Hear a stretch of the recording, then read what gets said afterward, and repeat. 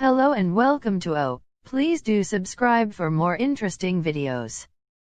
Godzilla has been a cultural phenomenon in Japan since the first film in 1954. Since then, the beast has taken the world by storm, terrifying audiences across the globe. But what if he wasn't just on the big screen but actually attacked in real life? Let's explore. Get ready, it's time to ask the question, what if Godzilla was real? There have been a number of Godzilla films since the original in 1954, and each version of the monster has its own quirks. For the sake of clarity, this video will focus on Shin Godzilla, the 2016 film, as it is one of the most realistic depictions of the attack. Godzilla is a giant aquatic creature often attacking Japan. Is believed to have been created due to radioactive contamination, which gave it the ability to constantly adapt to its surroundings. A trail of residual radiation is weak and is able to shoot atomic blasts from its mouth and tail. Godzilla is one tough cookie, so how can we deal with it? The first step would have to be to evacuate all civilians from the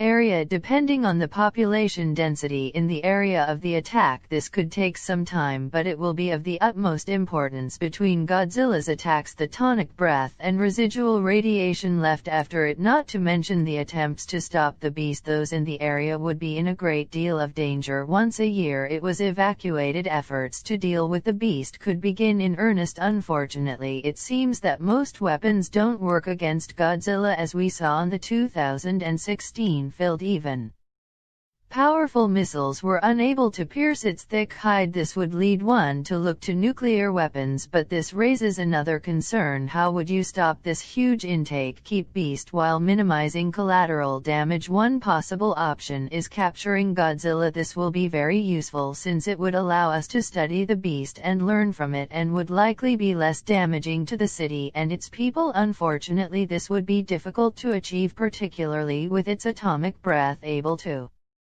blast it out of most containment areas. Furthermore, if it had the same adaptive abilities as it did in Shin Godzilla, the longer it was alive, the more dangerous it would become. This likely rules out the option of capturing it alive, since there's a chance that it would simply adapt to whatever was holding it captured. This means that killing it would likely be the only option. Sadly, that's easier said than done. She got the offer to potential solutions to the guts of a problem. The first and less desirable option is the aforementioned use of thermonuclear weapons. This would potentially be enough to take the creature out, would result in a huge amount of collateral damage. Not only that, but attacking a radioactive creature with nuclear weapons could result in unexpected consequences. The likely superior plan, which ended up being very effective in the film, is the use of blood coagulant to freeze the monster from the inside. This was done by beating it into using its atomic breath, then quickly injecting it with coagulants while it was recharging. This would be a difficult plan and would require a great deal of coordination, but it could be very effective, especially if Godzilla was killed for good, thus preventing further adaptation. The only problem is